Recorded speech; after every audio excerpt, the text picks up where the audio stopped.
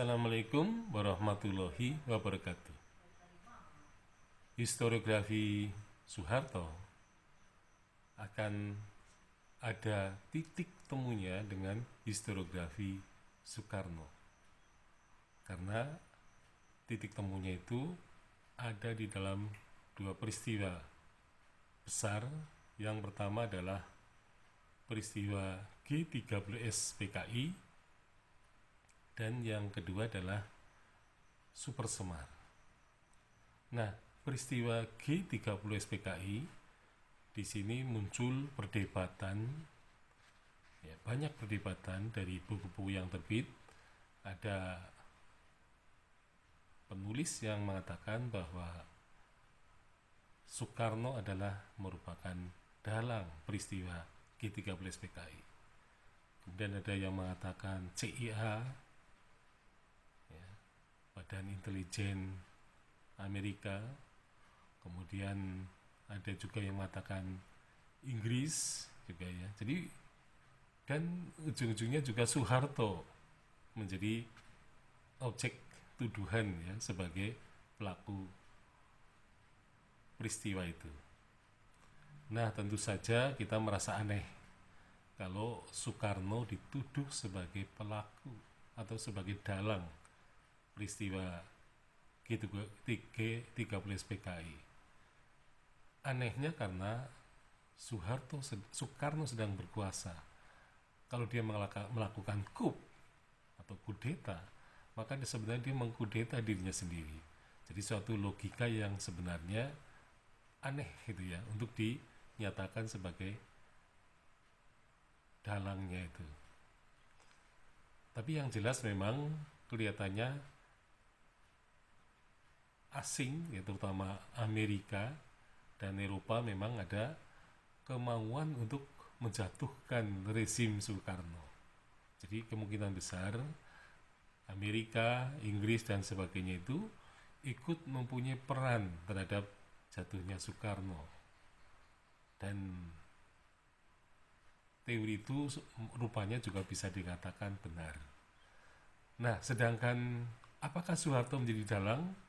Nah, kelihatannya memang orang kemudian menggunakan semacam logika, ya, bahwa Soeharto ini termasuk jenderal yang tersingkir, tidak masuk ke pusat dari kekuasaan Soekarno, sehingga dia menjadi jenderal mungkin tingkatannya di luar dari, ya, Ahmad Yani dan teman-temannya, termasuk juga Nasution. Nah, sehingga pada waktu itu Kostrad dipandang sebagai tentara yang mungkin dikatakan kurang bergengsi pada waktu itu.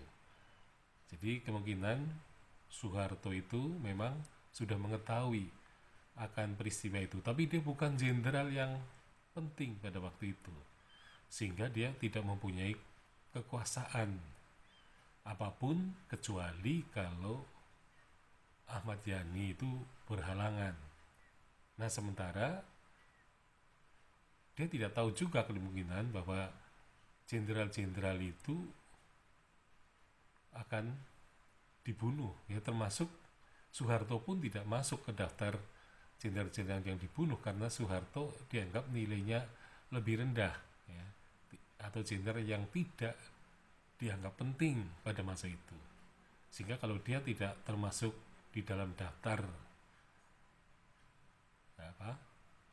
orang-orang yang dijadikan korban oleh PKI, maka dia tentu akan termasuk daftar itu, tapi ternyata tidak. Nah, apakah Soeharto itu orang PKI? Ada orang mengatakan gitu, ya. Nah, itu saya kira kalau kita lihat, ini bisa dilihat dari peristiwa sejarah sesudahnya. Kalau Soeharto memang orang PKI, mestinya dia ketika berkuasa selama 32 tahun, dia mestinya akan mengembangkan ideologi itu. Nah, ternyata Soeharto tidak melakukan pengembangan ideologi komunisme di Indonesia. Jadi kemungkinan besar Soeharto ini bukan orang PKI, karena kalau PKI mestinya dia harus menjadikan Indonesia menjadi komunisme ketika dia berkuasa 32 tahun. Tetapi justru Soeharto malah membubarkan PKI dan menyatakan larangan sebagai partai terlarang di Indonesia.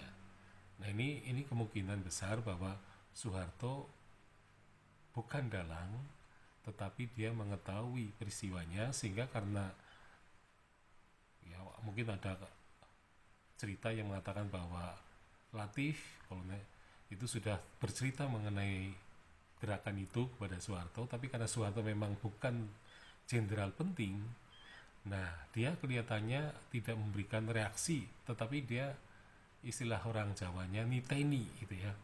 Nah, sehingga ketika peristiwa itu terjadi, Soeharto bisa bergerak dengan cepat, apalagi Jenderal Yani itu tidak berada di tempat ya, katakanlah dia dalam kondisi berhalangan ya, atau menjadi korban dari peristiwa G30S itu. Nah, tetapi memang kemudian muncul perdebatan apakah itu G30S PKI atau peristiwa gestok. Ya, kalau Soekarno lebih cenderung menyebut peristiwa itu gestok karena peristiwa pembunuhan terhadap jenderal-jenderal itu terjadi pada waktu dini hari, dan pada pagi harinya juga ada gerakan penumpasan terhadap peristiwa itu. Jadi sebenarnya terjadi pada tanggal 1 Oktober. Nah, sehingga ya kemungkinan memang nama yang cocok bagi peristiwa itu adalah gestok.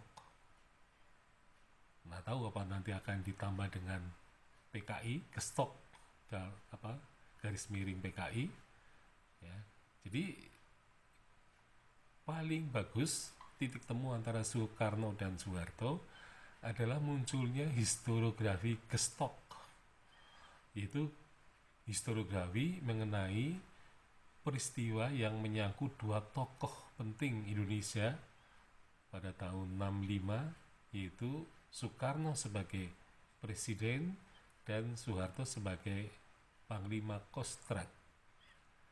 Nah, ini adalah suatu hal yang terjadi tarik-menarik ya, dan kemudian terjadi alih kekuasaan dari Soekarno kepada Soeharto. Nah, penerbitan buku mengenai itu juga saya kira ada yang muncul tentang peralihan Soekarno-Soeharto, misalnya ditulis oleh Marcel Green, ya, seorang duta besar. Di situ dikatakan bahwa peristiwa peralihan itu yang kemudian oleh Asfi Farman Adam dikatakan sebagai kudeta merangkak. Tetapi menurut saya kudeta Soeharto itu bukan kudeta merangkak, karena Soeharto sudah niteni ya, sudah tahu mengenai gerakan itu, maka dia bisa melakukan ya katakanlah menurut saya kudeta yang sangat sistematis. Jadi Soeharto sebenarnya sudah melakukan kudeta dengan sangat mudah, yaitu ya, dengan misalnya Soekarno di karantina, gitu ya, tidak boleh ketemu rakyat, tidak boleh membaca surat kabar, tidak boleh keluar dari rumah Wisma Yaso misalnya, tidak boleh ditengok oleh keluarga. Maka dengan sendirinya orang sekelas Soekarno ketika dikarantinakan, maka dia akan mengalami semacam pelemahan karakter.